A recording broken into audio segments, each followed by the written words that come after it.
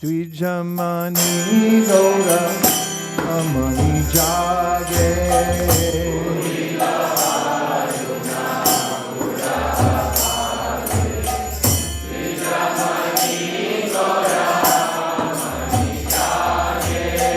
Hakata Samva Loya Sate Kelana Garabhaje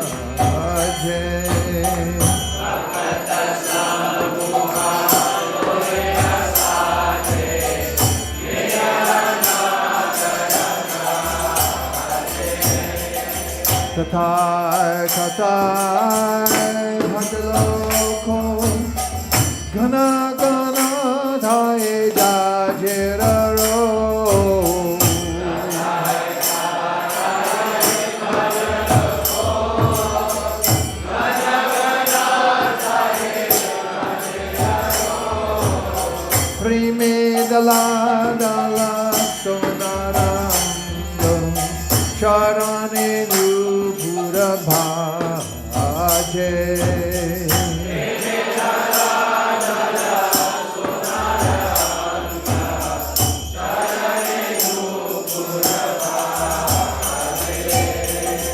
Mukunda Madhava Jadava Hari Bole na bolo re bhajan ko bori Mukunda Madhava do that again. One more time.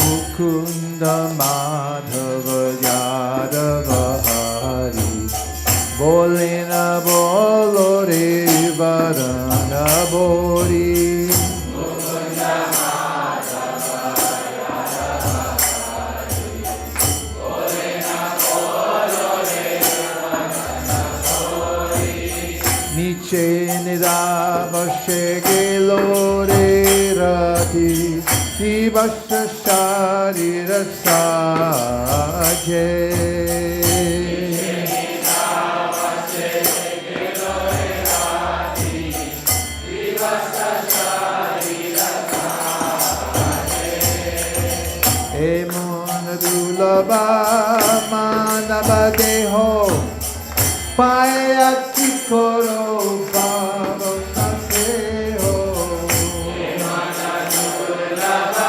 Manava Deho Payati Koro Baba Naseo Ebena Bajile Jashoda Sutta Charame Pori Belaje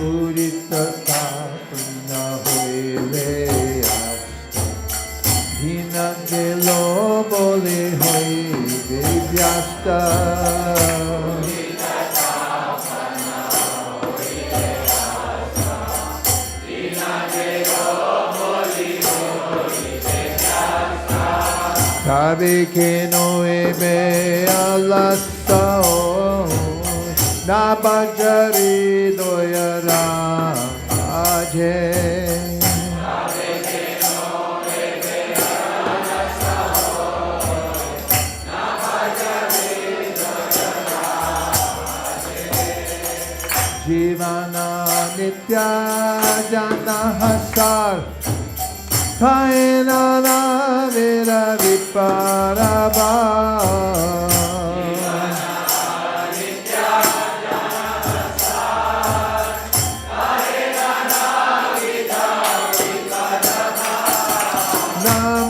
Kaya kori jatane tuni Taka panata je Kaya kori jatane tuni Taka panata je Jivera kalyana sadhana kam Jagate asiye madhuyanam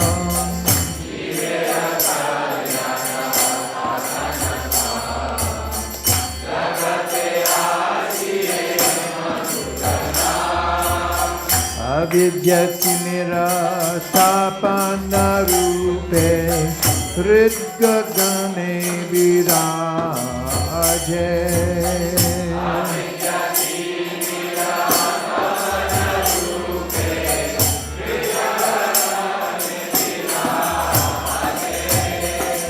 Krishna Nam Sudha Koreapan Juda Pakati Vinodapran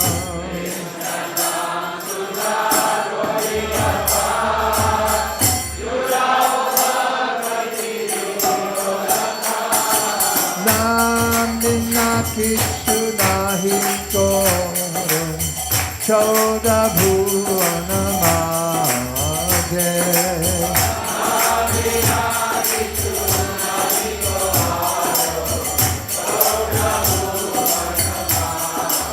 Shri Krishna naam bina kishu nahi korum Choda bhuvana madhe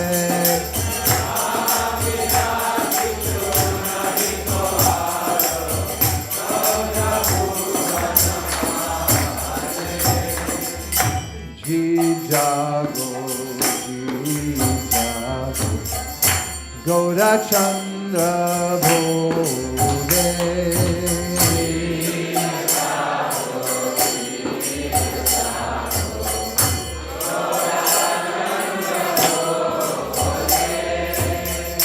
Kota Nidra Jao Maya Tishachira Kole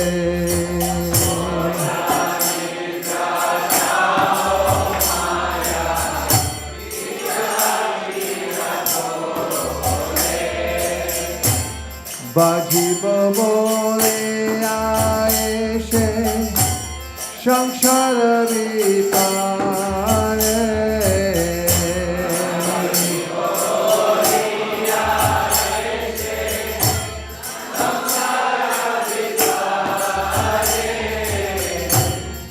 Bhuliaru ile kumi Abhijara bhare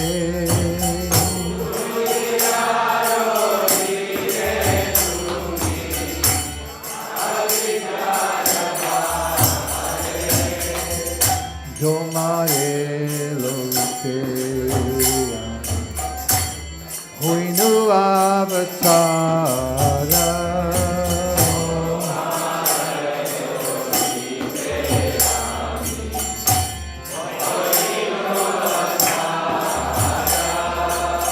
Ami bina bandhu aro Kiache tomara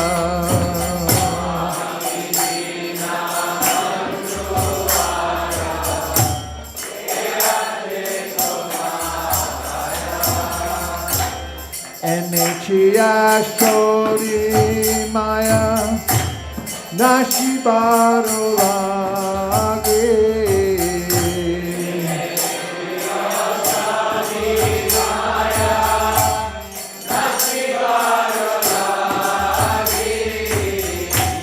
Harinama mantra Loud to me magi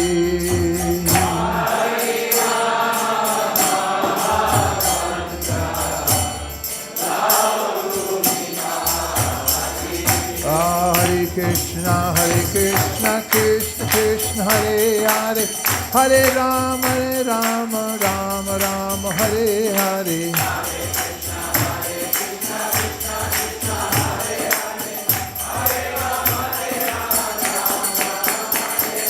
Hare Krishna Krishna Krishna Hare Hare Hare Rama Rama Rama Hare Hare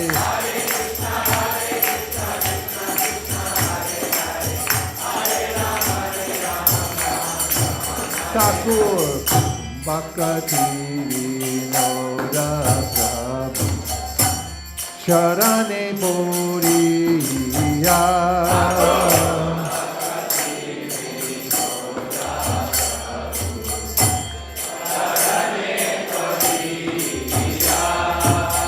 She Hari Nama Mantra Loelo Magia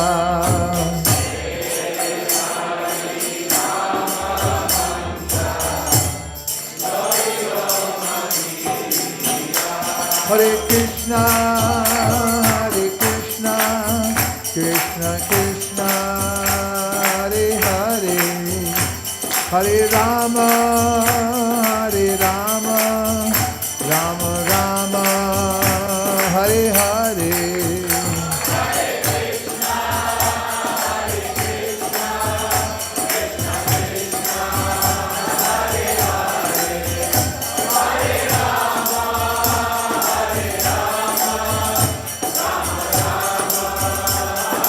Nitai Gaur Hari Bol, Nitai Gaur Hari Bol.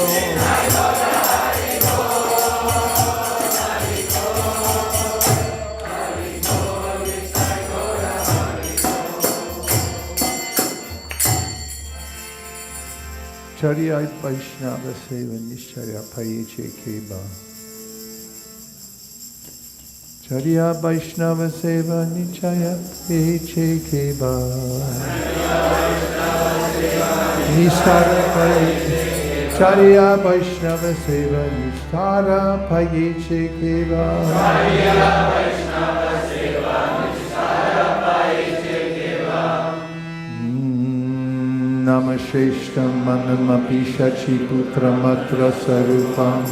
Shir Tasyagrajam Guru Parimaturi Goshtavatim Radha Kundam Girivaramaho Radhika Madhavasham Prapto Yasya Pratita Kripaya Shri Gurum Tangatosi He Guru Jnanadina Bando Swananda Data Karanaika Sindho Vrindavana Sinahita Vatara Rasida Gadha Kanaya Kuchaya He Dina Bando Koranaika Sindho Guru Prasada Mai Manda Mudhe Daksha Parare Bahupapa Gadhe Tatpada Padme Stuvatishra Krishne Yadyapi Amar Guru Chaitanya Das Tatapi Janye Amitahara Prakash Guru Krishna Rupahaya Krishna Brahmane Guru Rupe Krishna Kripa Kalena Bhaktadane Shiksha Guru Keta Jani Krishna Rasarupa Antayami Bhakta Shrestha Eyuri Rupa Naivo Payantya Pachitim Kavayastadesha Ramayushapi Kridam Ridam Dasvadantaha Yomtar Bahista Nubratam Ashubam Vadunvan Achaya Chaitya Vakusa Svagatim Yanaki. Without serving the representative of Krishna, nobody can approach Krishna.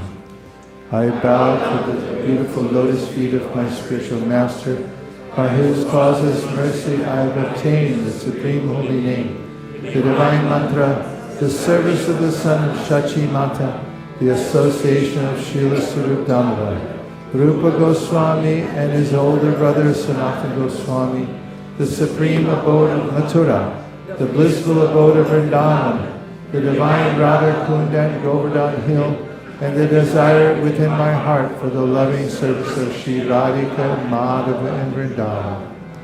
O spiritual master, O giver of divine wisdom, O friend of the fallen, you are the giver of your own bliss, and you are the only ocean of mercy. Although dwelling in Vrindavan, you have descended for the welfare of fallen souls like myself, and you are preaching the divine love of Radha for Krishna. Please be kind upon me. O friend of the lowly, O Gurudev, you are the only ocean of mercy. I am a dull fool and have committed hundreds of thousands of offenses. I have fallen into a dense myriad of sins, Therefore grace me with your mercy, so that my mind may be fixed on your lotus feet and on Sri Krishna. Although I know that my spiritual master is a servitor of Sri Chaitanya, I know him also as a plenary manifestation of the Lord. Every living entity is eternally a servant of Sri Krishna Chaitanya. Therefore the spiritual master could not be other than a servant of the Lord Chaitanya. The spiritual master's eternal occupation is to expand the service of the Lord by training disciples in a service attitude. According to the delivered opinion of all revealed scriptures, the spiritual master is non-different from Krishna. Lord Krishna, in the form of the spiritual master, delivers his devotees. The relationship of a disciple with his spiritual master is as good as his relationship with the Supreme Lord. Spiritual masters always represent themselves as the humblest servitors of the Personality of Godhead, but the disciple must look upon the spiritual master as the manifested representation of God. One should know the instructing spiritual master to be the personality of Krishna. Lord Krishna manifests himself as the Supersoul and is the greatest devotee of the Lord. The initiating spiritual master is a personal manifestation of Srila Madan Mohan Vigraha, whereas the instructing spiritual master is a personal representative of Srila Govinda Dev Vigraha. O my Lord, transcendental poets and experts in spiritual science could not fully express their indebtedness to you, even if they were endowed with the prolonged lifetime of Brahma, for you appear in two features, externally as the Acharya and internally as the Supersoul, to deliver the embodied living being by directing him how to come to you. The lotus feet of our spiritual master are the only way by which we can attain pure devotional service. I bow to his lotus feet with great awe and reverence. By his grace one can cross the ocean of material suffering and obtain the mercy of Krishna. Our only wish is to have our consciousness purified by the words emanating from his lotus mouth. Attachment to his lotus feet is the perfection that fulfills all desires. He opens our darkened eyes and fills our hearts with transcendental knowledge. He is our Lord, birth after birth. From him ecstatic raiment emanates. By him ignorance is destroyed. The Vedic scriptures sing of his character.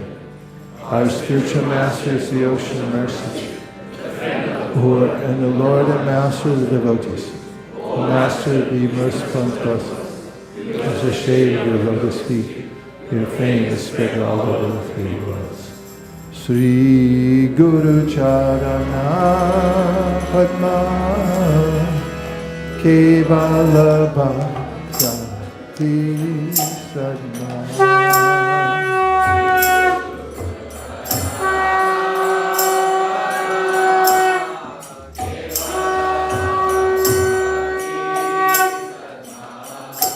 Bando mui savadana ma he.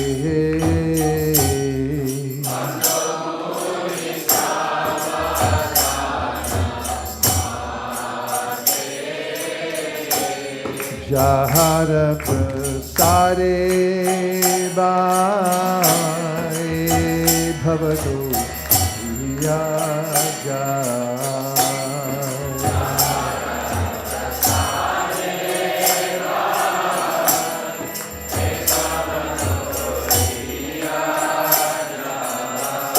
Krishna prapti hoy jaha hoy de. Krishna prapti hoy jaha hoy de. Guru mukha padma vakya chitete ko viya oikya.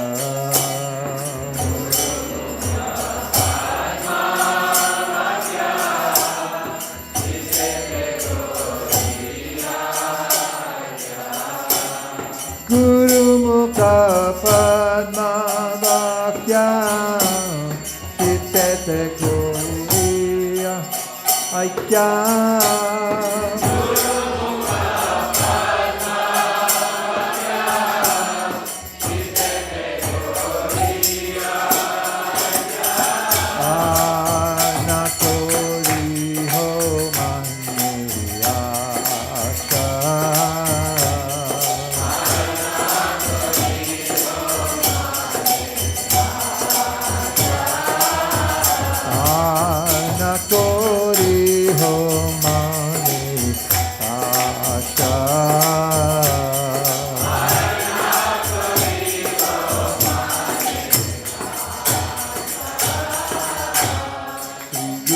charane rati aise uttama gati.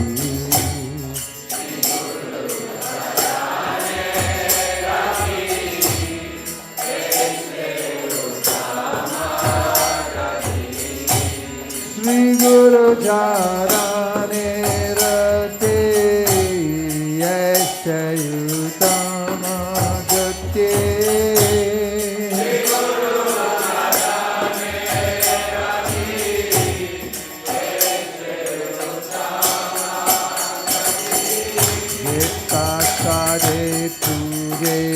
Sarva Asha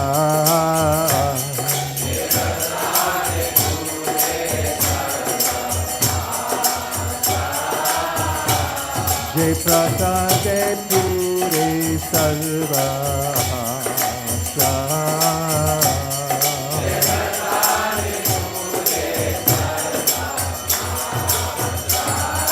Chakudan Dilo Jane Jane Prabhu Se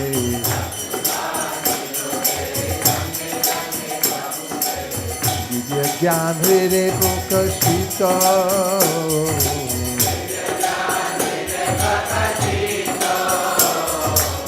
Divya Gyan Hire Prokashita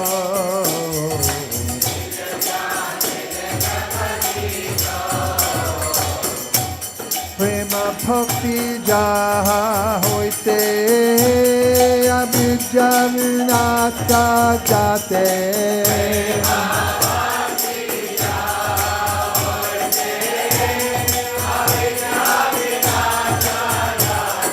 Prema Bhakti Jaha Hoite Abhijja Vinata Jate Viriga Jahara Charita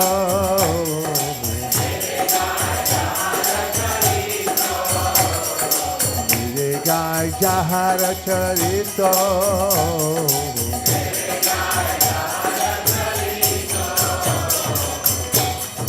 Guru Karuna Sindhu Adama Jarara Bandhu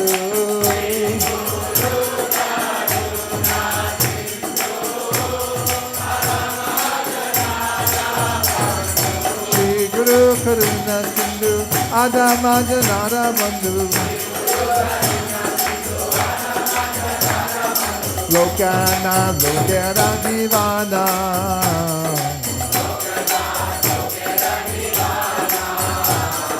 Lokana Lokera Divana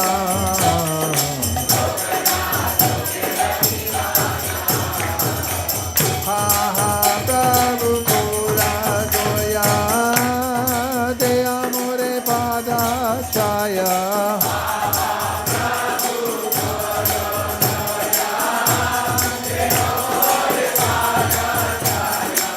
Prabhu Pura Doya De Amore Pada Chaya Bejas Shikti Bhuvana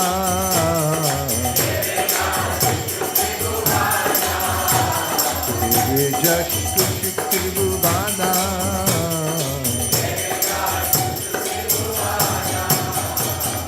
Ha ha Prabhu Pura Doya De Amore Pada Chaya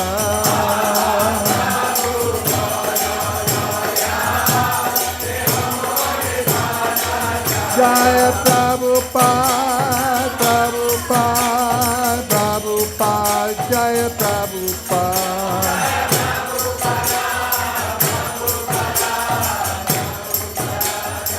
Jaya Jaya Prabhupada, Prabhupada, Prabhupada, Jaya Jaya Prabhupada.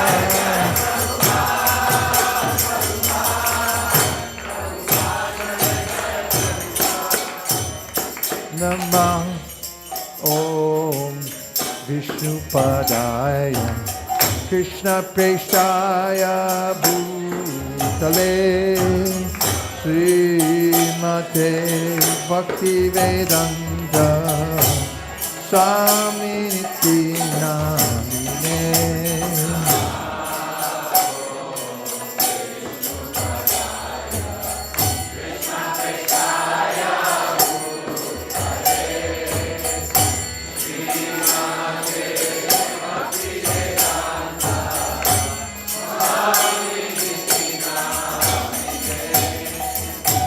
Namaste Saraswate Deve Gauravani Pracharine Nirvishesha Shunyavadi Paschatyarishatarine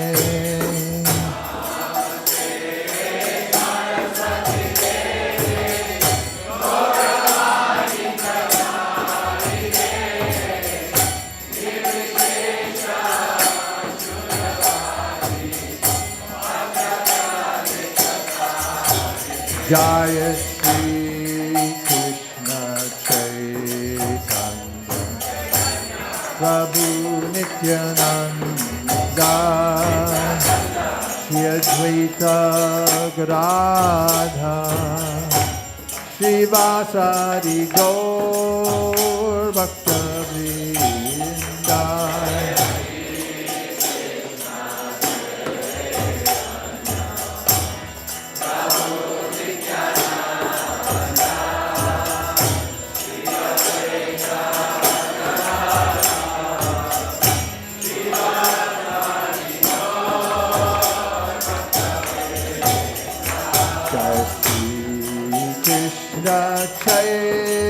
Chaitanya Prabhu Nityananda Shri Advaita Gadadha Shri Vasari Gaur Bhakta Vrinda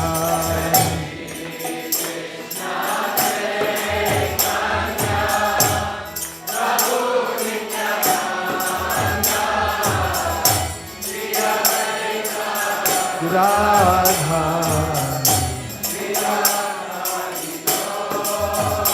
Hare Hara Yadavaya Namaha Yadavaya Madhavaya Keshavaya Namaha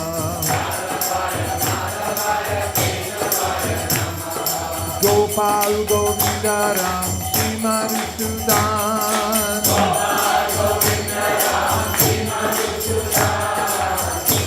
Hari Gopinath Param Mohan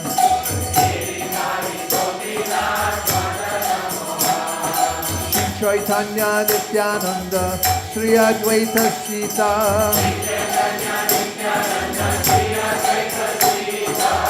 Hari Guru Vaishnava Bhagavata Gita Shri Rup Krishna Nathan Raguna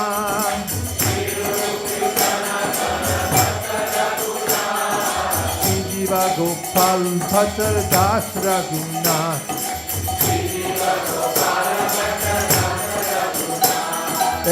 Chai Gosai Kori Sharanamanan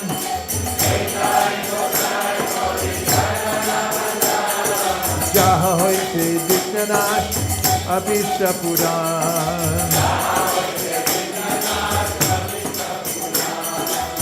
Chai Gosai Jar Munitar Das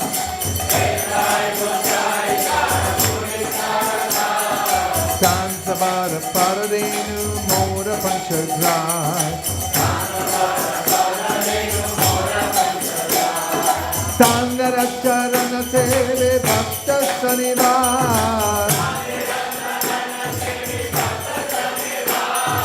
Janame Janame Hoya Pila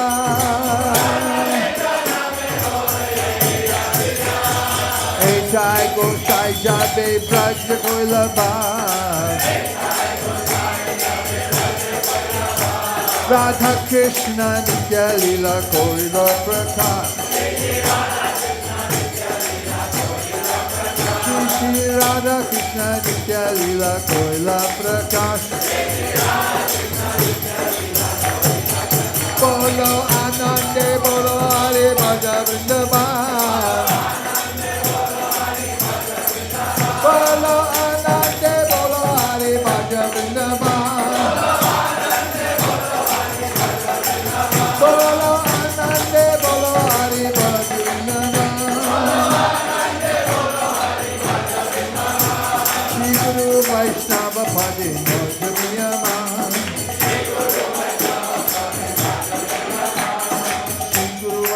Prabhupada Padma Kodiyas Hari Nam Sankirtan Kohe Narottamo Das Kohe Nam Sankirtan Kohe Narottamo Das Hare Krishna Krishna Krishna Hare Hare Hare Rama Rama Rama Hare Hare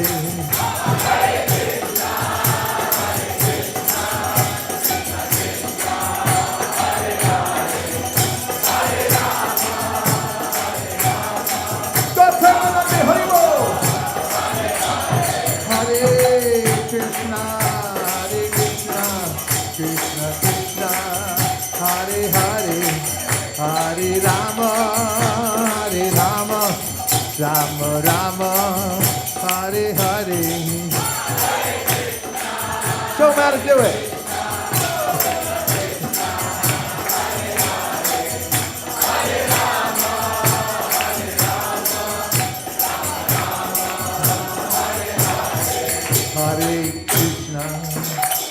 Hare Krishna, Krishna Krishna, Hare Hare, Hare Rama, Rama Rama, Hare Hare, Krishna Krishna, Krishna Krishna, Hare Hare, Rama Rama Rama, Hare Krishna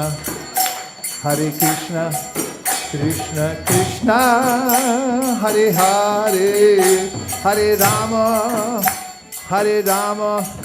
Rama Rama, Hare Hare, Krishna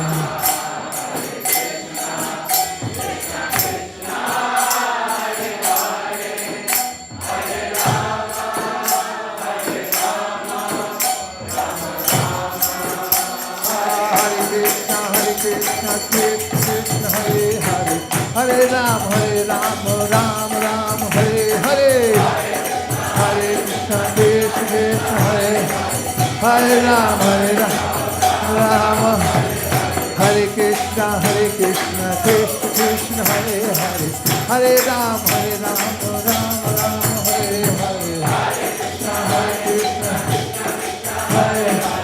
Hare Ram.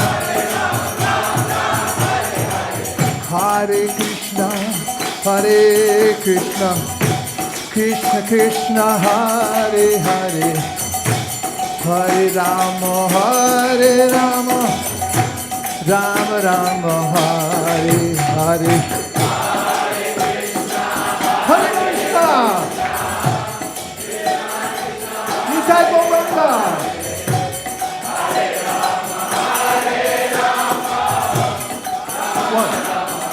Two, three, four. Hare Krishna, Krishna Krishna, Hare Hare, Hare Rama, Rama Rama, Hare Hare, Hare Krishna,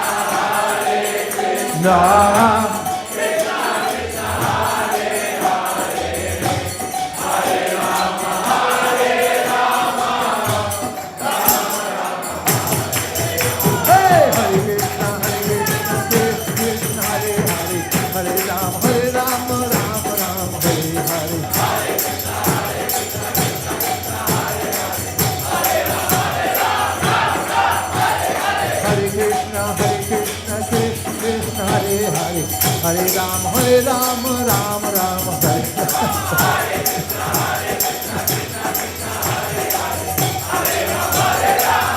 Jai Gaur, Hari Bol, Hari Bol, Hari Bol, Jai Gaur, Hari Bol.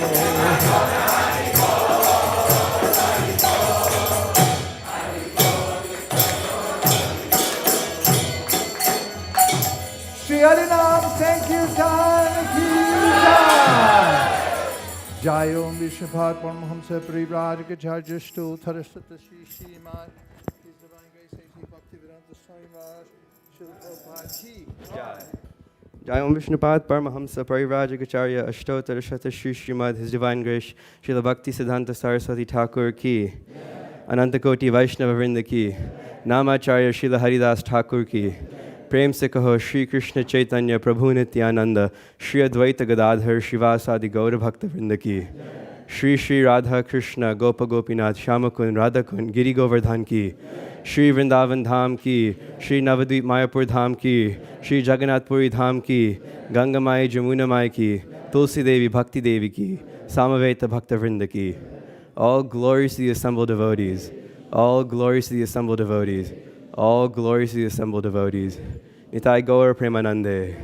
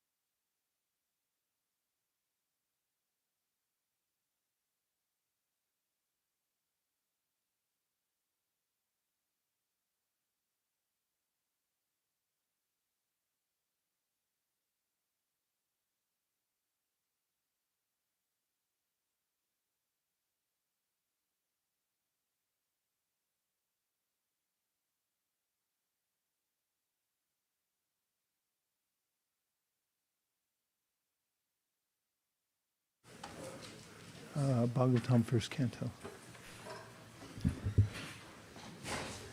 Jai Radha Madhava Kunja Bihari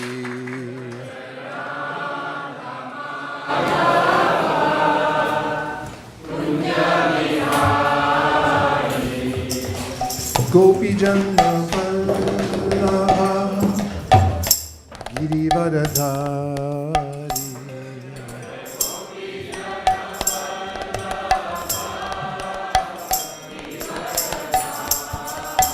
Yashodanandana Vrajajanarandana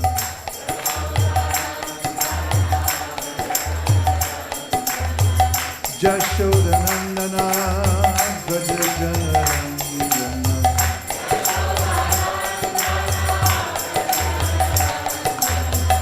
Yashodanandana Vrajajanarandana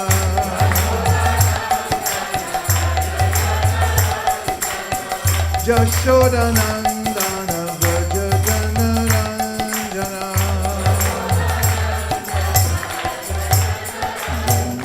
Janatira Vanachari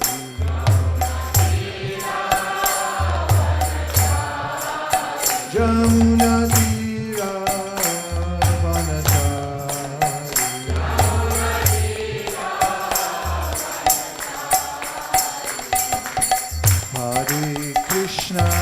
Hare Krishna, Krishna Krishna, Hare Hare, Hare Rama,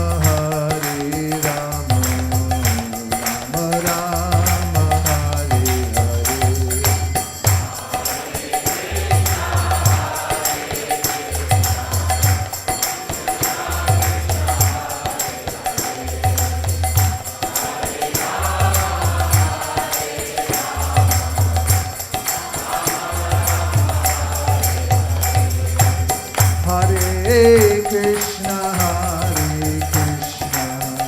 Krishna Krishna, Hare Hare, Hare Rama, Rama Rama, Hare Hare.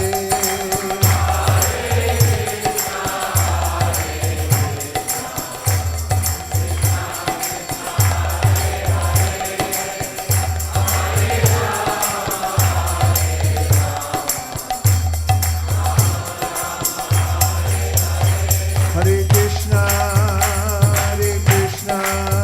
Krishna Krishna, Hare Hare, Hare Rama,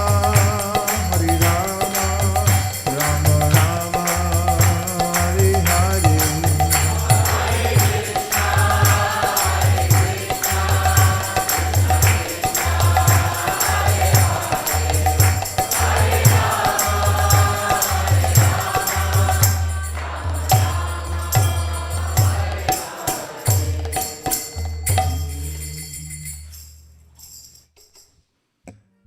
Om Namo Bhagavate Vasudevaya. Om Namo Bhagavate Vasudevaya. Om Namo Bhagavate Vasudevaya. Narayanam Namaskritya Naram Chaiva Narottamam Devim Saraswatim Vyasam Tato Jayam Udiraye. We're reading from the Srimad Bhagavatam, 1st Canto, 2nd chapter, verse number is 14. Tasmat ekena manasa Bhagavan Sattvatam Pati Shota Vyakirtitavyascha Dyeya Pujascha Nityada. The translation is, therefore, with one pointed attention, one should constantly hear about, glorify, remember, and worship the personality of Godhead, who is the protector of the devotees. And the word for word, tasmad, therefore, ekena, by one, manasa, attention of the mind, Bhagavan, the personality of Godhead, Sattvatam, of the devotees, Pati, protector, Shrotavya is to be heard, Kirtavya, to be glorified, Cha, and Dyeya, to be remembered, Pujaha, to be worshipped, Cha, and Nityada, constantly. Tasmadekena manasa Bhagavan Sattvatam Pati Shrotavya Kirtitavyascha Heya Pujascha Nityada. Dozo.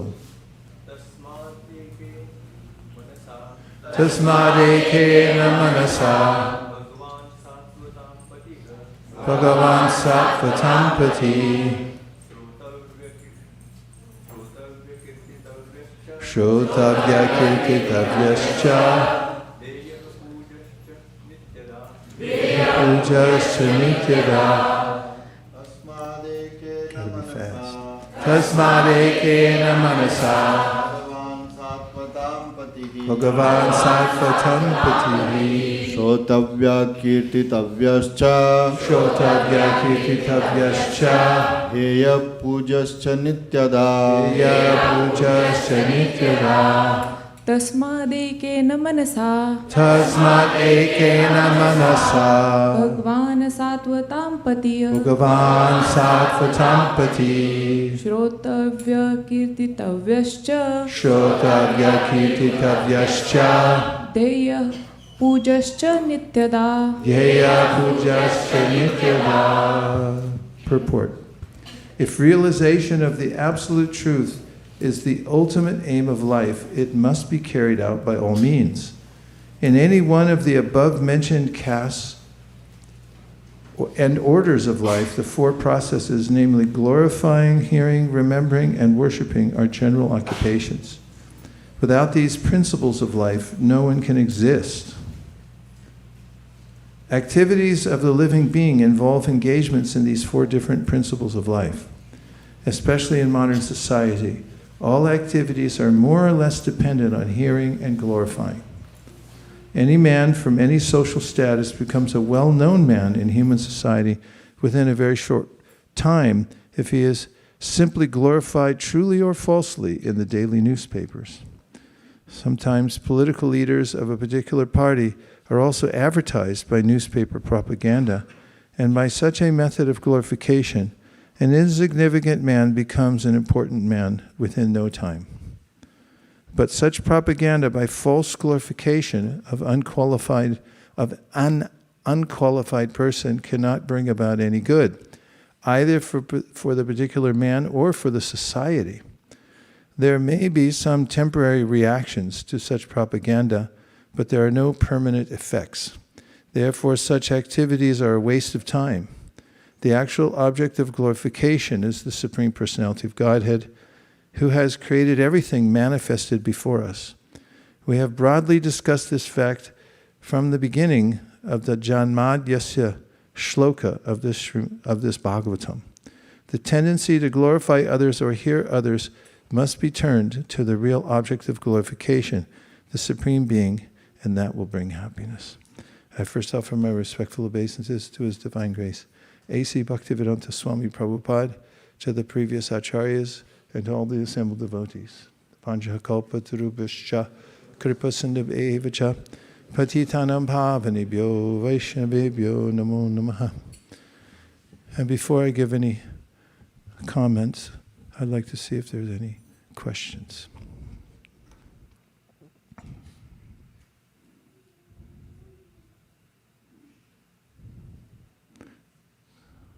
Yes.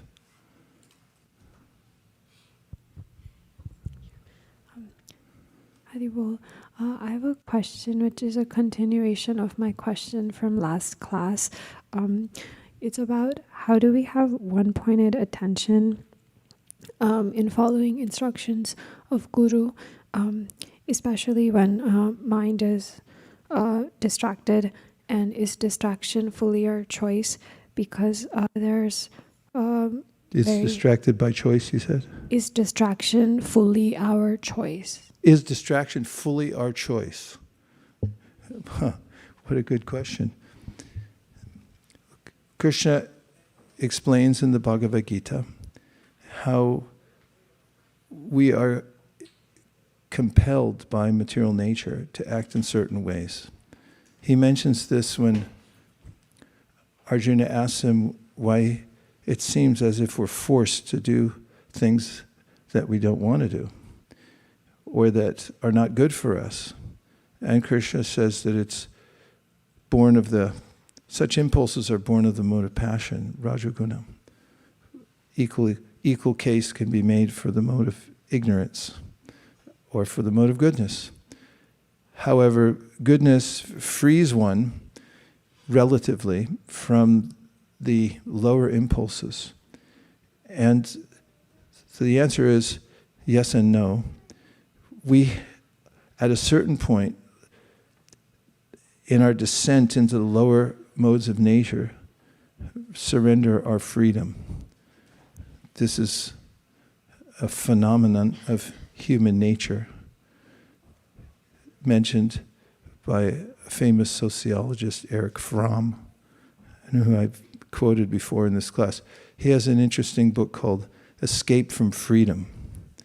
And he gives a case throughout history for those societies that clamor for freedom in the ways of democracy or financial freedom from being too much controlled and therefore forming more independent ways of livelihood, who then at some time in a cycle that he defines, find that freedom is a great responsibility. And therefore, people then trend towards giving up their freedom again. For instance, he shows many cases throughout history where there are democracies, which is ruled by the people, not by any particular person. And there are meant to be checks and balances, as there is in the US government, or was. And this case in point, there's ways in which people then trend towards totalitarianism because making free choice is burdensome and scary. When one takes to the practice of Krishna consciousness, one rises above the modes of material nature. But before that, it's important to cultivate sattva. Yesham twantagatam papam jananam punyakarmanam te dvandva muhanir mukta bhajanti mam drida. Because, and pursuant to today's verse, Dritavrta, how does one remain one-pointed? Tasmat ekena manasa. Or how does one determinedly move forward in the practice? Dritavrta means your vow is strong and you're connected to it, determined. Well, yesham tantakatam papam jananam punyakarmanam. When one has given up connection to those activities that are considered degrading, and when one is situated in sattva, then one has the freedom then to be fully focused. Distraction is torture, whereas focus is nectar. And when we're assailed by the lower modes of nature, we don't have that much choice, so we need an intervention.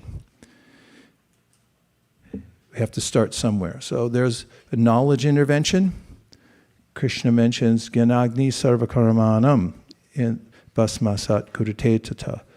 He compares knowledge, spiritual knowledge, transcendental knowledge, to a fire. Gyanagni means that fire of knowledge gives us a perspective through which we gradually then are not so inclined to sinful activities, even though we may still be attracted to them. We can restrain ourselves by our intelligence.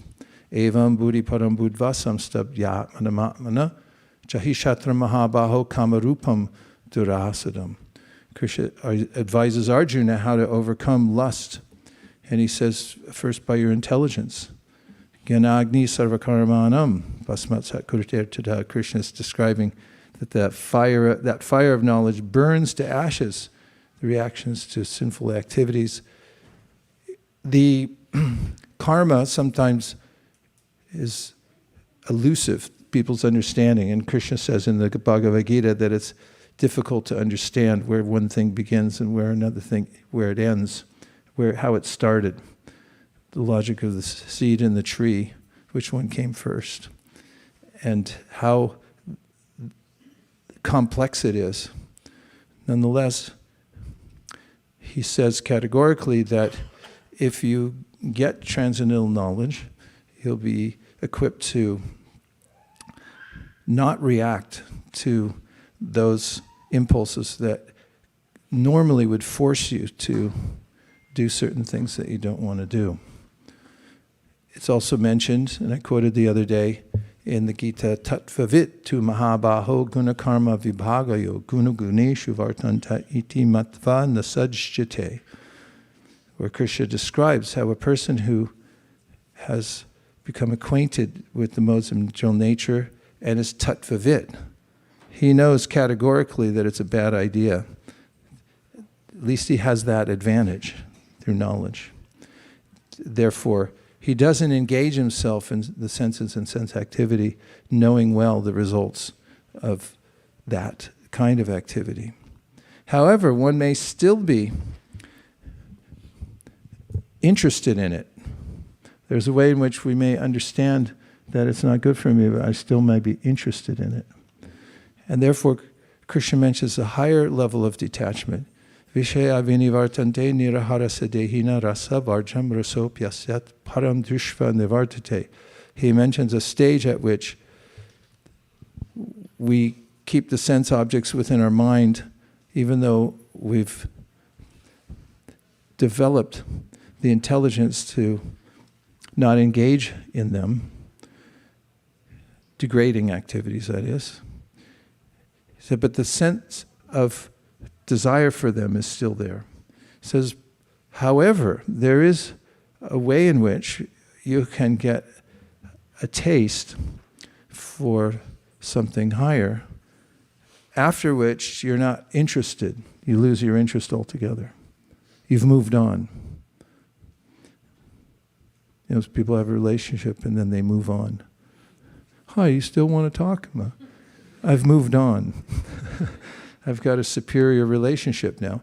And bhakti gives us that superior connection. Yuvatinam yata yuni, yunam cha yuvatau yata, mano biramate tadvan, mano me ramatam tvayi. Rupa Goswami says, just as people are attracted in this world to certain sense objects, let me be attracted in the same way to you, Krishna. And by association with sattvatas, and by the practice of hearing and chanting, one may be blessed with a taste for Bhagavan, Krishna. And when that comes, then there's a natural way in which the lower tastes disappear, just as fog disappears when the sun comes out.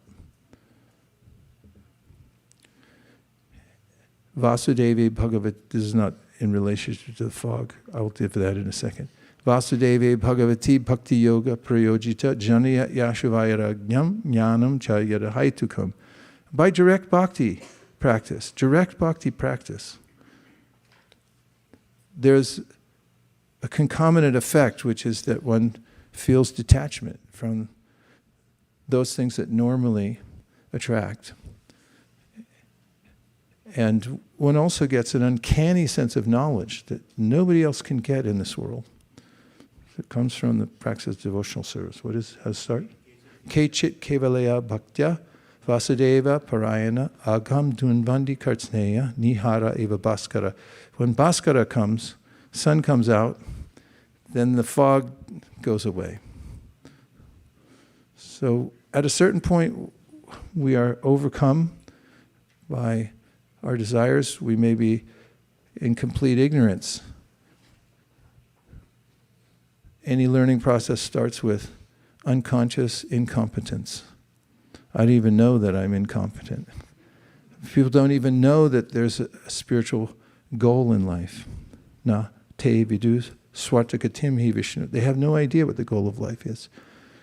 And therefore they have so many inferior goals, millions of them. But then if there's an intervention, for instance, that's why we preach. We may go to somebody's house and perform a kirtan, people dance, you read some Bhagavad Gita, and somebody hears something and they see the devotee smiling and they think, wow, maybe my whole life is a sham. And there's a way in which, at that point, one may become consciously incompetent. That way, somebody wakes up and thinks, my lifestyle is really bad. They never thought that before, but they're now consciously incompetent. And then by sadhu sangha, one may take up a process of worshiping Krishna, as is inculcated by our acharyas. And at that point, a bhajana kriya, then one may become consciously competent. consciously competent. And then there's an even higher stage at which one becomes unconsciously competent. In any case, there's always a learning curve. Anytime you upgrade anything, you always have to figure out the new thing. So when we take to the process of devotional service as prescribed by the Srimad Bhagavatam, by the Sri Guru Parampara, and we're diligent, we'll notice that there's a time at which we're improving. And nothing succeeds like success. When you notice your own ability to listen, or that you're interested in listening. What if one fine day you woke up and you thought, what I really want to do is hear Srimad Bhagavatam. What I'm really interested in, even though everyone's bugging me for everything else, is chant Hare Krishna. And I'd like to be alone for that, without any devices. And I'd like to be fully concentrated. And one might feel, this is nice. What if that happened? That would be a sea change in the life of the jiva in the material world, because up to that point, little jiva likes every kind of nonsense that was ever concocted by the human society. And there's lots of it to go around, but it's all the same junk, just remixed. However, if someone's able to hear one mantra of Hare Krishna and feels that's different, that's not recycled, it's not AI mixing together, it's not from the closed universe with a closed information system where it's the same stuff, yeah, it's already been done before, and one feels that's a breakthrough. The soul can feel that's a breakthrough and know it, because we're of the same nature. Tadvag visargo janataga viplavo yasmin prati shlokam abadyavatyapi. You hear it and you think, that's for me, that's for me, that's for me, nothing else, nothing else, nothing else. Then we have this freedom. Freedom means that I decidedly choose that I want Krishna and I don't want Maya. So we're part and parcel of Krishna. And Krishna will encourage us from within the heart. Prachodayat. When you chant the Gayatri mantras, you'll hear this word, prachodayat, which means Krishna's calling us, he's encouraging us.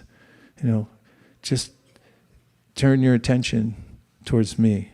Be encouraged. You're on the right path. You were born of nectar. You're meant to go back to the ocean of nectar. You're not a child of this world. You're from the nectarian spiritual world. We can feel that even as we begin the practice of sadhana bhakti. Even as we begin it, we may feel that the spiritual world's calling me. That's the most auspicious, exciting day for the whole world, that one jiva could feel that. And that's why we're so interested in these kinds of interventions, offering people an opportunity to come out of ignorance. The desperate situation where you don't know what to do, and then you do the wrong thing over and over again. And it's repeated through many lifetimes. So we give the opportunity to other people, but starting with ourselves, we can improve ourselves. Thank you. Anything else? Devavrata Prabhu.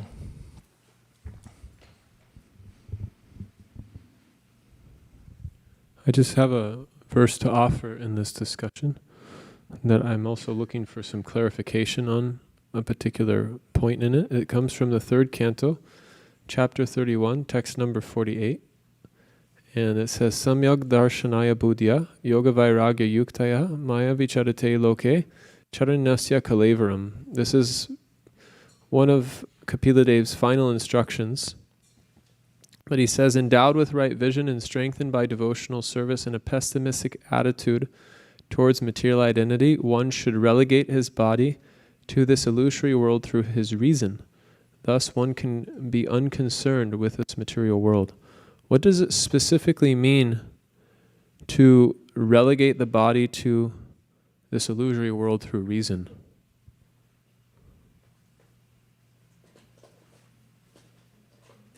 Do you have the commentaries there? Yeah, on my... Let's look at them. Okay.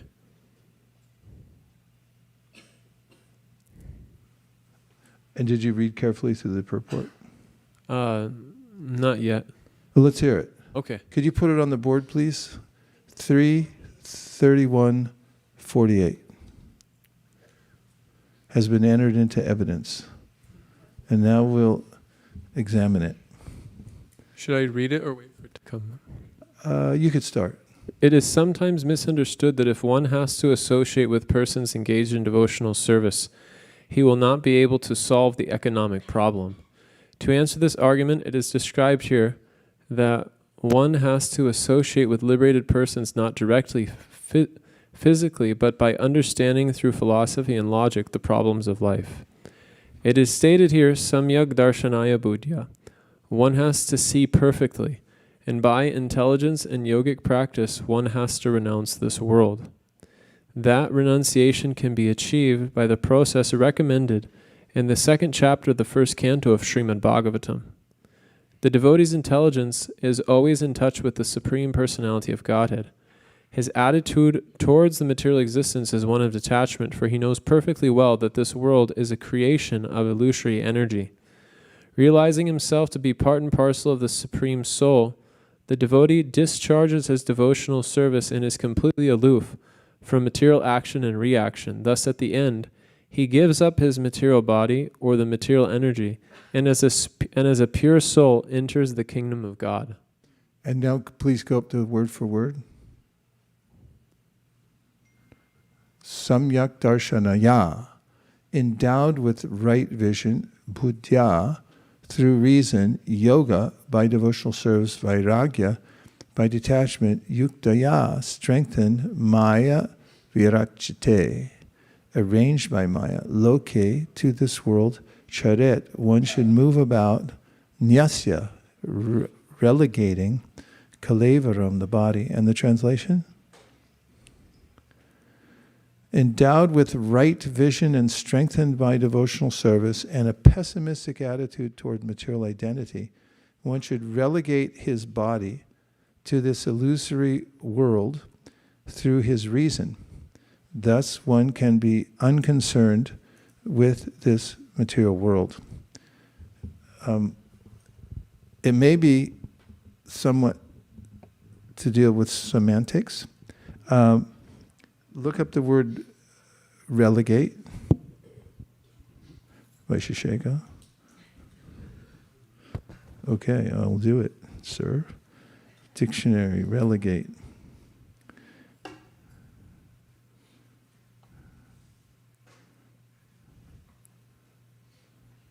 Relegate. It's a relegate.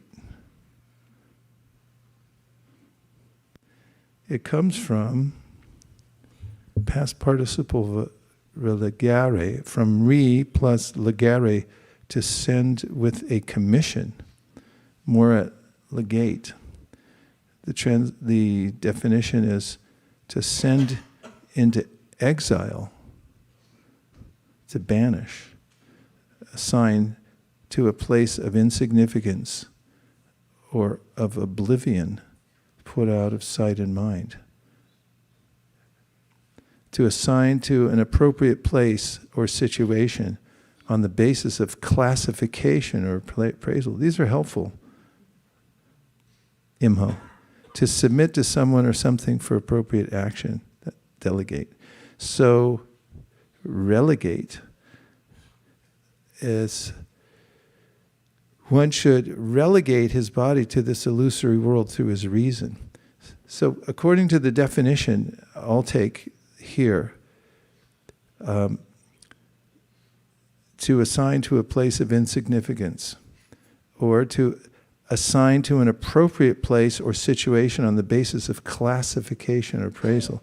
So tattva means to understand that, because tattva is thatness.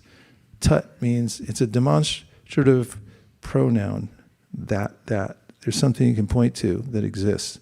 There are categories that are distinguishable.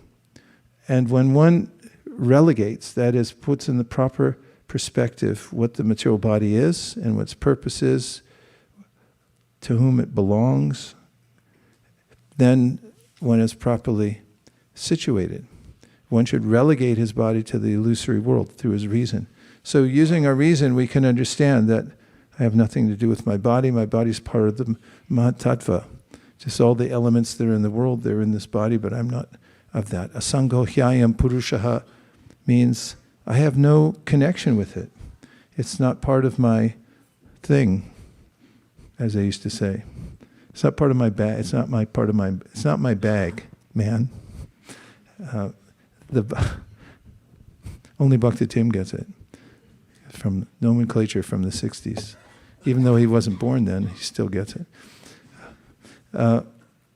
So relegating the body to that position, and one who has successfully done that is described in Gita, Naiva kinshit karomiti yukto manyeta tatvavit pashyan shrinvan srishan jigran ashnan gachan sopan shosan pralapan vishrinan grinan unmishan nimishan napi indriyan indriyateshu vartanta iti dharayan. Such a person never considers this body and all its workings, whatever it's doing. All those words were about how the body's interacting with the material world, receiving, giving, opening, closing the eyes, evacuating. That person, naiva kinshit, not even a little bit. Kinshit means something, and not kinshit, naiva kinshit means not eva kinshit. Not even a tiny bit does he think like, oh yeah, that's me. He thinks the body's acting and I'm aloof. And therefore, that's the proper relegation. The other relegation was expressed by Sri Chaitanya Mahaprabhu to Sanatana Goswami, who felt so unworthy of being in the presence not just of Sri Chaitanya Mahaprabhu, but of anybody in Jagannath Puri, because he thought, my body with this disease is so abominable, what to speak of me in general, that if anybody like a pujari bumps into me, then I'll be cursed, I'll commit an offense. And Mahaprabhu is embracing me out of love, but my skin is full of oozing sores. Therefore, he thought in his mind, when the Jagannath Rath Yatra starts, I'll throw myself under the wheel in the presence of Sri Chaitanya Mahaprabhu.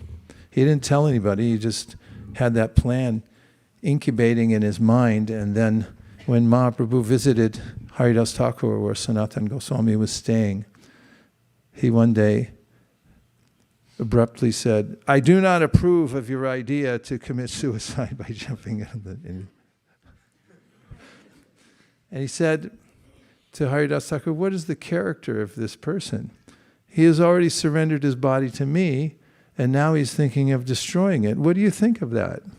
He said, my Lord, Haridas Thakur replied, we cannot ascertain what you intend or not unless you tell us, so please tell us. And then what ensued was a conversation about what is the body. And that in that conversation, Chaitanya Mahaprabhu describes how when the devotee gives him or herself Dikshakali Bhaktikari Atma Samarpan, that in this we saw just the other night, initiation ceremony, what does it mean? It means Atma Samarpana. It means I'm giving myself. Manasa Deho Geho Yo Kichumor. Bhaktivinoda Thakur says, what doesn't belong to me? You just start naming everything in your house. And then you can include your family and your parakeet. And then he ends up, he goes, even I don't belong to myself. Not just my body, my soul. It's all yours. I'm part of you. And so he tells them that at that time, when you surrender everything, this body is no longer a material body. It becomes a sadhaka deha. And its designation is that it's, yes, material, but it's meant to engage in Krishna's service. All the senses are meant to please Krishna's senses. If you get that, then you got everything. Because that's the process of devotional service. When you're able to engage all your senses, and the body is made of senses. It's just a little robot, like Amrita Sagar would make. Rock'em Sock'em robots. You know Rock'em Sock'em robots? You should look it up. They're expensive now because they're something from the 1960s. There was the first robot. Do you know these? They should teach it in your class on robotics. Someone told me the other day, one of my godbrothers said, "You're like Rock'em Sock'em robots." So I went back and looked at a picture of them, tried to be more like them. And now I forgot what I was saying, because I was amusing myself. In any case, bodies are robotic. It's meant to be used in Krishna's service. Use all our senses. It's a conglomeration of senses, and every sense is meant to be used in Krishna's service. Then it's properly situated and properly relegated. We relegate it to the material nature, and then it's an instrument to be used in Krishna's service. Is that all right? Happy? Not happy? Happy. I was just thinking that with that explanation you gave, then the decision which we make, at least it seems like through the cultivation of the mode of goodness and then being conscientious of this principle of relegation, offering one-pointed attention, tasmat ekena manasa, becomes the only choice. Yes. When we have knowledge of what we're self-interested. Period. Full stop. We just don't know what our self is. Naivo payanti pachitin kavayastavesha Rama yushapi kritam. No, wait, that's the wrong verse. No. Naivatmana prabhurayam nijalabha purno manam janada vidusa karuno vranite yad yashano bhagavati pratitadlamam tachatmane pratimukasya Yata mukashu yata means it's just like the mirror. You look in the mirror, you decorate your face, and you realize, oh, my reflection is decorated. So when we decorate Krishna, Prahlad Maharaj says, then we become decorated. It's the only way. Otherwise, it's illusory. So when we have that, when we flip that switch, then we're on the safe side, and we understand what is our constitutional position. It's meant to please Krishna. Then we're always pleased. Otherwise, we can't be happy separately. Okay, there was another question? Yes?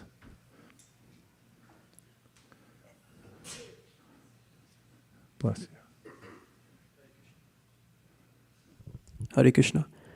For one in the earlier stages of bhakti, does hearing direct Krishna Lila about Swayam Bhagavan Krishna help one acquire more taste more effectively than hearing other pastimes that are not directly about Krishna?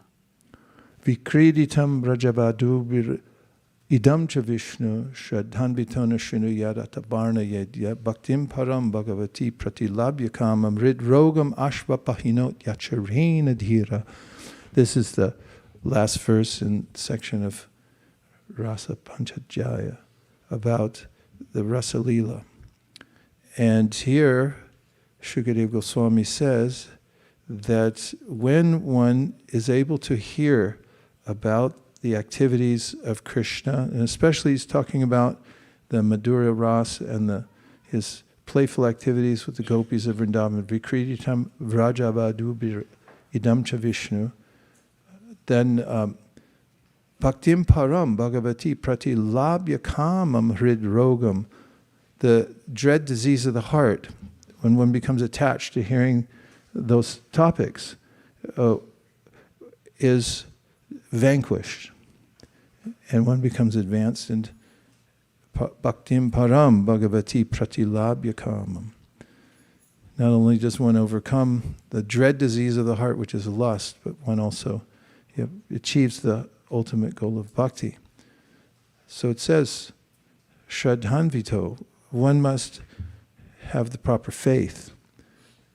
Means context has to be there. So Prabhupada wrote the Krishna book, but you'll notice that he gives, and he told us to distribute it in mass quantities. Krishna book came out circa 1969, and we had plenty of copies to distribute. There was the Krishna book trilogy that came in a little box. It was paperback. They came in long boxes like this, kids back in the old days.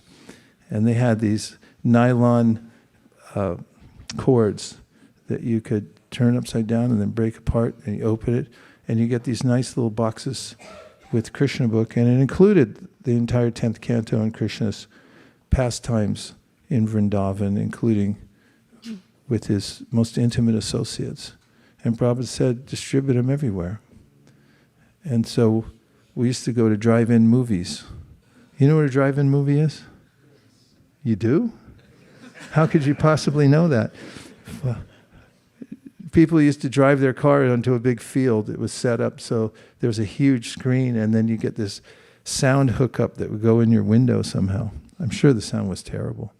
And then people would sit in their car and look at the movie, and they'd buy snacks and watch the movie from their car. One of the examples of material life, you got to try different combinations and permutations to see if you can get anything good out of it. Keep grinding the material world. And we used to go to those, and then we'd go around to the cars, and they're, what? And we'd show them a Krishna book. And there's people in a position in life where they're trying to find some little taste, and then we knock on their window and we thrust in a Krishna book trilogy. And this was Prabhupada's idea.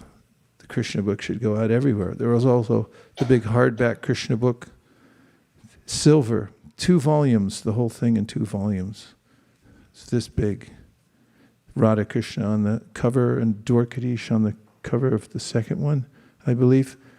And we distributed those at concerts a lot and in airports. And I'm getting to your question. And we'd stop people in the airport. It was illegal to be there, so we'd have to disguise ourselves as just passengers. And we'd see somebody sitting in a chair, and we'd go over sit next to them. We looked mostly for people with long hair, because that meant you were open-minded. So we'd go, we'd sit down next to him, and he'd go, like we just randomly sat down and say, hey man, you want to see something far out? And they, oh, what? And I said, no, it's really far out. You want to see it? And they go, yeah, what is it? And then we'd open the Krishna book, and we'd start showing them the pictures. And those people, we didn't know who they were or if they had any faith, but Prabhupada told us to distribute the Krishna book. And he was insistent that we do it, and also that it get printed. He did a summary study of the whole Bhagavatam, including the 10th canto, to make sure it was out there in human society so people could take advantage of it, because Bhaktim param bhagavati pratilabhya kamam. How else would they achieve the ultimate goal of life if they didn't have an ultimate object of meditation? However, notice within the Krishna book, Prabhupada went to great lengths to develop context for the pastimes of Krishna, so people wouldn't misunderstand that this is an ordinary book. So Shraddhanvito means one should have the proper faith in the subject matter. It shouldn't be misunderstood. Therefore, there's 9 cantos that come before the 10th canto. Prabhupada mentions this several times in the early cantos of the Bhagavatam. One should go section by section. In fact, even one place, Hanumat Prashak Swami used to point out regularly that Prabhupada said, if you're not free from sex desires, you shouldn't go past the 2nd canto. Point is, there should be context, the proper faith, proper association. Prabhupada creates that in the Krishna book. So it's important for us to hear these pastimes. We should read Krishna book, Bhagavatam, Bhagavad Gita, and they're all important. For those who are advancing the devotional service, it's not that all of a sudden the Bhagavad Gita becomes irrelevant and they start thinking, ooh, I don't want to listen to the Bhagavad Gita. These are misunderstandings that due to immaturity. So the answer is that yes, it's very important for us to hear these things. Vital, in fact. We should do it in the right context, we should have the right faith, and we should be properly directed. And we should also have foundational knowledge of Krishna consciousness to understand what's taking place. Anything else? Yes.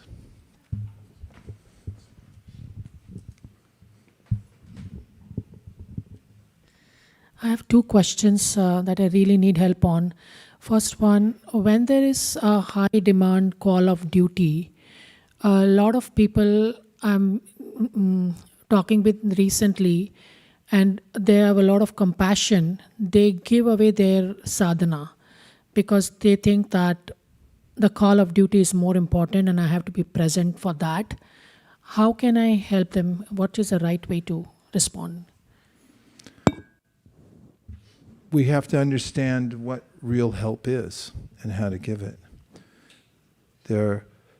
Prabhupada tells a story from his neighborhood when there was a child who had cholera, and the parents had to step out for a minute, so they asked the older brother to mind his younger brother who was with fever, who had a fever.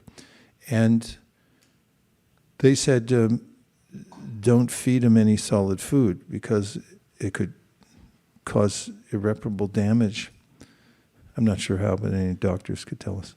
And the parents went out, and the child was saying to his older brother, I'm so hungry. And then the older brother thought, well, he's hungry. I should be compassionate and feed him. So he gave him some solid food. The child got sicker, almost died, and the parents came home. It was a scene in the neighborhood with the older son being chastised, and people around the block were talking, what happened? And he said, oh, this is what happened. And Prabhupada gave that as an example of misguided compassion or misguided philanthropy. It's something that Srila Bhaktisiddhanta Saraswati Thakur talks about. If you want to do good, that's nice. But first know how to do good for others. Of course, he gave the much overlooked metaphor of saving the dress of a drowning man. And he also talked about how people gravitate towards philanthropy in which they feed people. And then he said, generally, unfortunately, when they do that, they kill a lot of animals to feed people. And they create more trouble for them because they're creating more karma for those people, what to speak of themselves. So it's misguided. In any stage of advancement, in any discipline, but especially bhakti, we should have proper guidance and not suddenly think that I'll know how to give medicine before I've passed what do you have to pass before you give medicine? Yeah, you got to go through medical school. After that, what do you have to do? Residency, then fellowship. We're talking 12, 14 years here, kids. So then, if you know how to apply it, then you're allowed to. What speak of pharmacy, you got to go years and years to get the right medicine to give it out. So we should be properly guided by authoritative sources, by our teachers, of what is actually good for you and good for others. Don't concoct. And if you're going to take medicine, don't go to the guy on the street corner and say, what do you think I should take? The heroin works for me. We have to follow the process. You have to follow Guru Parampara. You have to have a guru, and you have to consult Guru, Sadhu, and Shastra, and don't concoct things that I'm being compassionate, unless you really know what it means. Is that stern enough? Okay, Yeah. Go ahead. That's good. One more I have. when life takes on, people get really depressed and they come to a When life takes on, when life happens. life happens. Okay. Yeah, then a lot of time people get very depressed and come to a point where they leave their job, they want a break, and then they start thinking, and they start coming into Bhakti, start reading Bhagavad Gita, Srimad Bhagavatam, and they start thinking, oh, I should do some work which is related to Bhakti. And it gets very difficult for me to explain to them, like, how do you find such a work? And I want to see what is the general response for such questions. Well, when Prabhupada had been ill and he went to India and then he came back to 26 Second Avenue and to San Francisco on Frederick Street, the temple was there. And he saw that although the devotees had maintained it, they weren't able to increase it. And he realized one of the reasons was there was no funds. So he told all the devotees, including the brahmacharis, he said, you should go get a job. And he preached to them about how when you have a job and you're using it, the fruit of that to serve Krishna, then it's transcendental. It's karma yoga.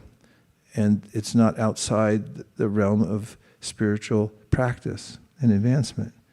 Tamal Krishna Maharaj, well, he wasn't a Swami at the time, but he went and got a job at Kodak. And there was a repetitious duty that he had to do with sorting photos that had come out through a process. You'd have to take them from one rack, put them into another, and all day he was doing that. Vishnu Jana made flutes. By hand, he carved flutes, and he'd sell them to hippies. Tamal Krishna made $50 a week. No, $50 a month, sorry. Or maybe it was a week, I can't remember, but it was, and Vishnu Jana about the same, and Prabhupada saw that it wasn't sufficient. Nonetheless, he did engage everyone and said, this is okay, but without some kind of degree or whatever, people weren't going to make enough money anyway, so he just told them to go out on Harinam. Now, where's all this going?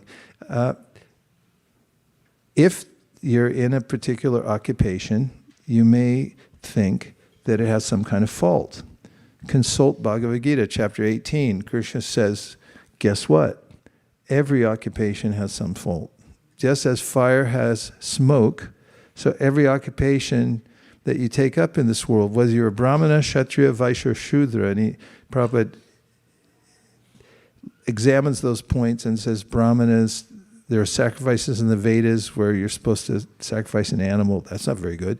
Then the Kshatriyas, they have to kill people. That's terrible. Then you have Vaishyas. They lie. It's a great product. I love it. That's a lie. Another one is, I make no profit. That's another lie. And then the Shudras, they have to work for people, terrible people who they hate. So you're not going to get out of it, Krishna says. Every occupation has some sort of fault. You don't have to readjust everything. You just have to use the occupation you have, but dedicate it to Krishna. Kurvan nirantaram karma loko yam manavartate tenaiva karmanhatyayam mam param bhaktamichyati. In the Sri Brahma Samhita, Krishna says, Kurvan nirantaram karma. Everyone has to work. But if you use that work as a meditation on Krishna, then you'll be properly situated. So there are a lot of adjustments that we try to make in this world, but the main adjustment is to offer it to Krishna. It goes for astrology, vastu, lots of things to talk about, but let's say astrology, someone wants to get married. And how much, people ask me all the time, how much should I take in consideration the astrological chart of the boy and the girl?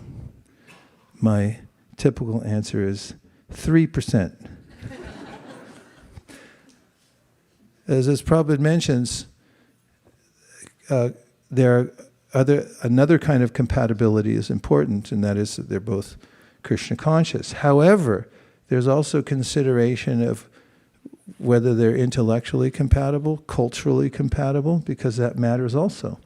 When you have a corporate merger, you look at all the different aspects. Does this company match that company? And how can they merge together and be productive? So that aspect has to be there. However, astrology is a highly interpretative science, and if you go to various astrologers, they'll tell you different things based on their own perspective. And if somebody's conditioned by the modes of nature, they'll give you a conditioned answer.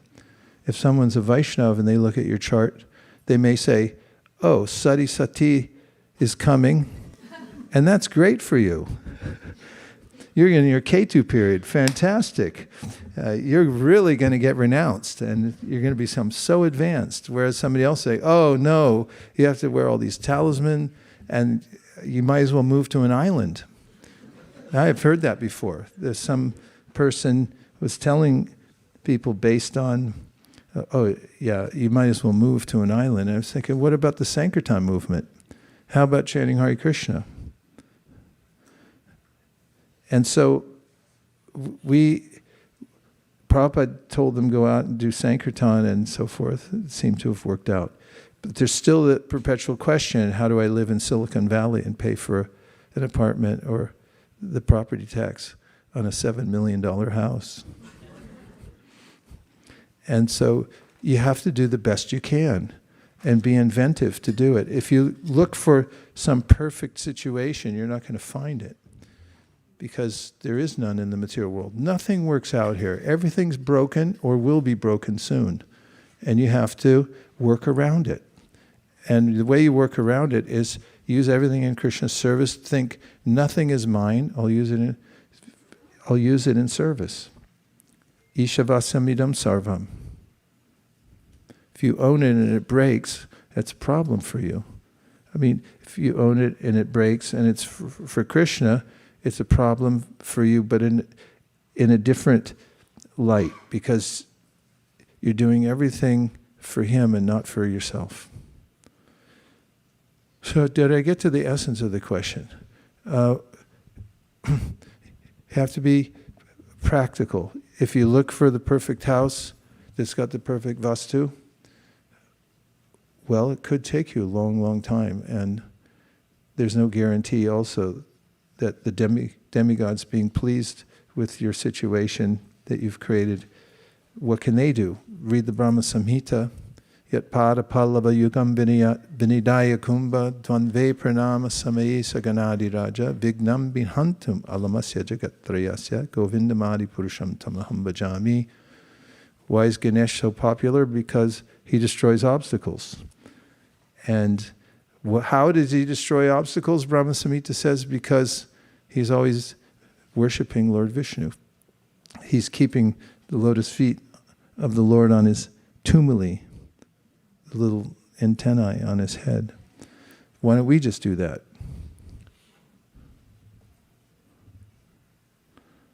Still waiting for the answer? Yeah, you got to work to live, and the work in this material world is going to be imperfect. Try to find the best thing that you can and adjust it accordingly. If something's blatantly affecting your spiritual life, then try to finish it. But what I've noticed try to change it. What I've noticed is there's an era that devotees go through in the arc of their lives in which they have to work. And sometimes the work is not very appealing. But there is an end to it all if you plan properly. And if you look for the ideal situation, you may not find it, or it may be ideal and then it'll change. You might get a job in a Ayurvedic clinic, and then people stop coming, and then what are you going to do? Case in point, I just heard about one.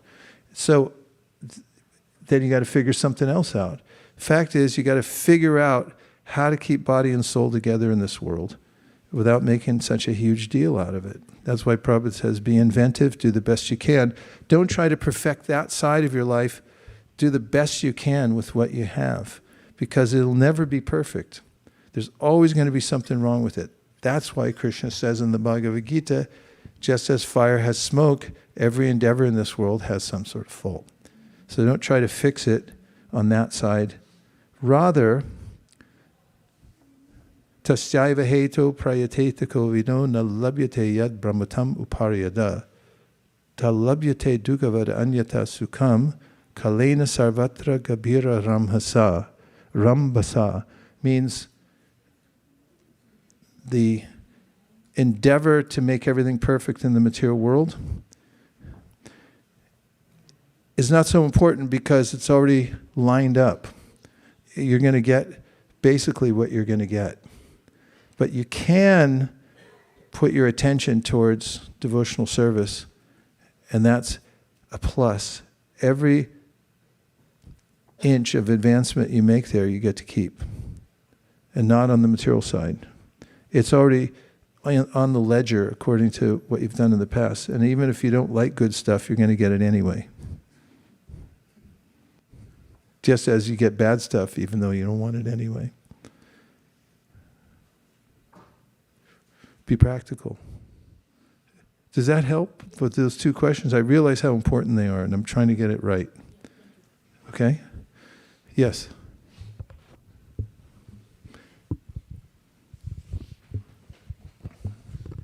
Hare Krishna. So Maharaj, I was thinking after Pavani Bhakti Mataji's question that people who have breakdown or difficult times in their life, so they turn towards bhakti. So there could be multiple reasons. I was thinking one is like somebody is really, really attracted towards bhakti, that I share Prabhupada example, that failures is a blessing in disguise. So let me go towards bhakti full on now. And then there is another group which has developed a pessimistic view towards life. Bhakti is something which is the last resort, nothing else can be done in the world, I am fit for nothing, and then, nobody is considering me fit for anything, and then bhakti is the only thing. And that's kind of my bigger question. I'm trying to understand that why do we have that kind of negative connotation or that kind of a notion of bhakti, that somebody who is failure, who is losing, those kind of people will go to bhakti. Why is it not something which is accepted by the mainstream population? For example, why bhakti isn't accepted by the mainstream population? They think that devotees are losers because they have to take shelter of bhakti. Like that. Some people, they perceive it like that. Well, who's the loser in the end?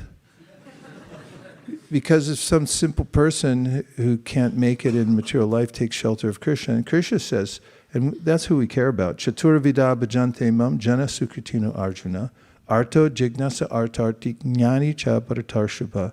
4 kinds of pious people surrender unto me. And before that, he names all the people that are the real losers. He says, they just work without thinking. How's the verse start?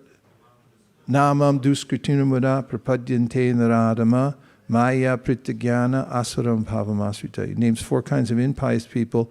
And so what if they're successful? What if their toilet is made of gold? I mean, does that matter? And I mean, that's a representative of the entire material world. You have a toilet made of gold. Who cares? Shukadeva Goswami says, who cares? Go in the field. Don't waste time. Don't waste gold either. And so these ideas about people being losers, if you live long enough, you see that everybody loses. There is no winning in the material world. You just have to drop everything and go. And if you're being pursued by a tiger and you get to a river and you're carrying a big box of stuff, what do you want? Do you want to drop it and try to swim across and hope the tiger can't swim that fast? Or do you try to, take it across the river? You can't take anything with you, Shukadeva Goswami says. Don't get enamored of all the so-called comforts in life. And Krishna says, if somebody, in whatever situation of life they're in, Chatur vida bhajantim jana sukriti, they're all sukritis.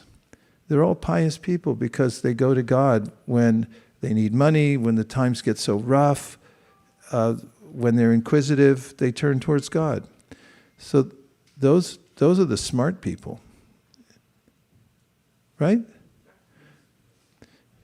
So it's like Madhavendra Puri is talking about, who cares what all these people say?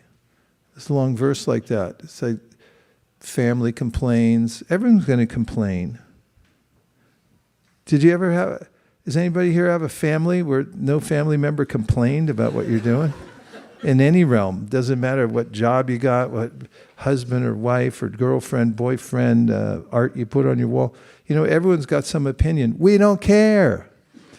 We only care what Krishna says. And if he likes it, we like it. If our spiritual master says, yeah, that's good, then we feel happy.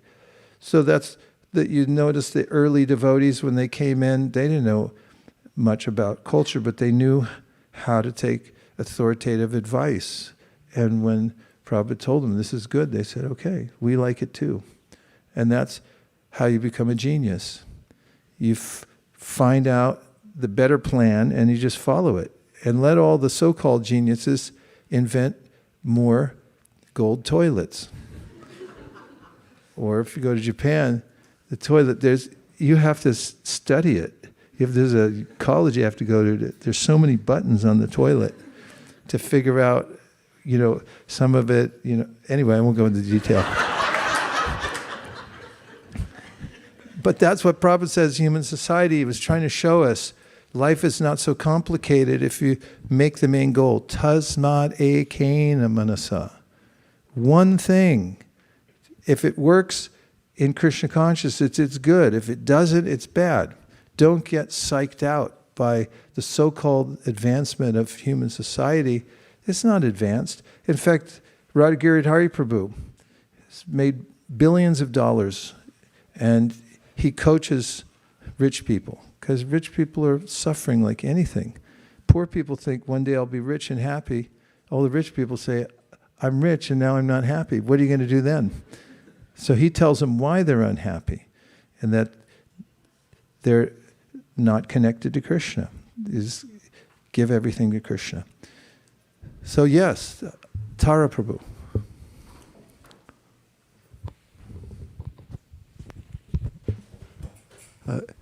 Is there a stage of advancement where no impure thoughts or desires ever come in the mind? Or is it that as long as we have a body, then the desires will come, the impure thought, and we just deal with it through intelligence and a higher taste? Yes, there is. And we can find the progression of this advancement of consciousness in the, what's it called? Vishnu Chakravarti? Madhuri Kandambini. He describes the purification of consciousness. Surprisingly, he mentions that up until a certain point of advancement in Krishna consciousness, which has to do with you're standing in front of Krishna, seeing him directly, there are levels of disturbance that are called anarthas, unwanted things. And where do they come from? From past offenses. And there are various ways in which he says these offenses are generated, but the effects of them linger. So there are various stages at which, although we'll be very much aware of the fact that they're there, but then they become subtler. And this goes to Raghunath Das Goswami's writing in the Manakshiksha. You'll notice the refinement that Vaishnavas achieve because they're more and more aware of the subtleties. Just like when you start to clean your house, you think, that's not that bad. But if you really try to do a deep clean, like if you ever have a Swami come stay at your house, Hare Krishna, you have to really look around and see. When anybody comes to your house, you start looking around, but especially if somebody is pure comes to your house, you're looking and say, I don't want one piece of lint or a piece of dust or anything. You start cleaning and you go like, I thought this place was clean. In fact, I just cleaned it, but it's not clean enough. And so the more we become aware of how we please Krishna by pure consciousness, the more we become aware of our impurities. And that's why you find devotees like Kaviraj Goswami saying, if anybody utters my name, they'll lose all their piety. He said, I'm lower than the worm and stool. And these are real sentiments, because in the observation, once we clear the big, huge, fat, ugly, false ego out of the room, still the stink he left behind is still there. The guy stinks. He moves out and you can still smell him in there. And maybe he left a few garments hanging around that are still stinking the place up. And so, the more we become, when we turn the corner and we say, I just want to please Krishna, and we're not playing a game anymore that I'm trying to present myself as something else. And we become really concerned with coming to purity. Then we become more and more aware that there are these lingering effects. But of course, as the devotee purifies him or herself, there is a time at which pure consciousness is apparent. And there's no trace left of any reaction to offenses or one's attachments to the material world. So I'll stop there. And thank you very much, everybody, for dedicating your lives to the practice of Krishna consciousness. It's important to take it extremely seriously. I actually wanted to say 6 points. This is a long wind-up. It'll just take a few minutes, but I do want to say a few things. A list I made for myself some time ago. First of all, examine your own desire. How much desire do you have? Or let me say it a more useful way, to the degree that you have a desire to become Krishna conscious, to that degree you will make advancement. And at one point coined the phrase, a house on fire desire. Because Prabhupada had given this anecdote that if you go to a neighborhood where you don't speak the language, but your house catches on fire, somehow or other you get the message across. And you may not be eloquent or think you're talented in any way. It doesn't matter. What Krishna sees is the desire, so you should have a house on fire desire. And part of that, the way to make that fire hot, is to associate with devotees who have strong faith. Another key word is discipline. And I put it like this: conscious control over your lifestyle. Don't let your lifestyle get out of hand and just be under somebody else's control. There's a lot of programming in the world where people want to control your consciousness. Control your own consciousness. Be consciously aware that you're writing your own program every day. That's your bhajan. And make sure you design it properly and you keep it going every day so you're not controlled. So take conscious control of your lifestyle. And remember that every discipline affects every other discipline in your life. You may say, oh, this is the only place I let down, but it's not true. They all affect each other. So if you can find one place where you can discipline yourself and you think that it's too insignificant, it's not. Everything counts. And if you discipline yourself for Krishna in any area of your life, you'll find that it then has a cascading effect more than you might expect. So don't neglect the small things. The third thing out of 6, you may be happy to know it's not longer than that, is attitude. And you have to be ready to make comebacks. One of the attitudes is that failure is the pillar to success. If you make a mistake or you weren't able to complete something the way you wanted to, let that go into the fire of desire that I'm going to make it better the next time. You don't have to be demonstrative about it and complain and tell everyone what a failure you are. Just put it as another stick on the fire to make the fire hotter, that I want to be better for Krishna the next time. So you put salt in the Charnamrita by accident. Just make sure that that's your thing, that you always are conscious when you make something for Krishna from then on. Thank you. And then practice. Just remember, your practice should be regular, attentive, goal-oriented, and according to your personal capacity. Number 5, keep the vibration going. We need shelter at every moment. Krishna is non-different from his name. Difficult things become easy when you remember Lord Chaitanya. And 6, overcome weakness of heart. You have to make voluntary life changes. Make a list of all the voluntary changes you're willing to make. And you have to have inspirational sadhana every day. It means in your practice, you have to get something. Otherwise, if you do your practice without taking something away, bring a bucket and make sure it's got something in it, then you'll start thinking like, why should I even do it? I didn't get anything. It's our responsibility to get something. It's not Krishna's responsibility. He's already giving. We have to be there for it with gratitude and appreciation. Om Tat Sat. Dear Srila Prabhupada, dear Sri Chaitanya Mahaprabhu, Shri Shri Panchatattva, Shri Shri Radha Madan Mohan, Shri Shri Lakshmi Nrsingadev, if you so desire, please empower us to give one-pointed attention to your lotus feet in service of the Sankirtan movement, and please let us overcome any pettiness in our lives by taking seriously the verse we read today and work in cooperation with all the devotees in our community to make a tidal wave, otherwise known as a tsunami, of Krishna consciousness all over the Bay Area, covering all regions, noticeably affecting the lives of people in San Francisco and making it famous for the first region of the world to become noticeably Krishna conscious. Thank you for considering our request.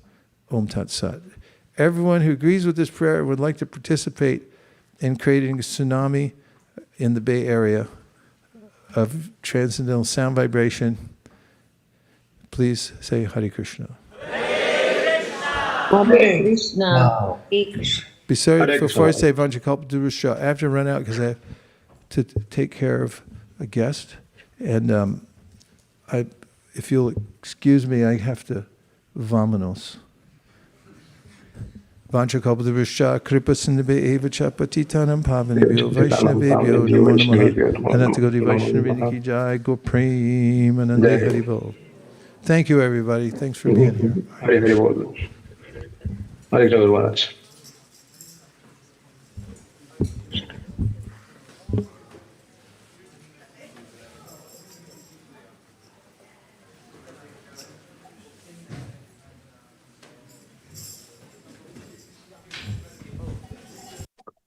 Yes.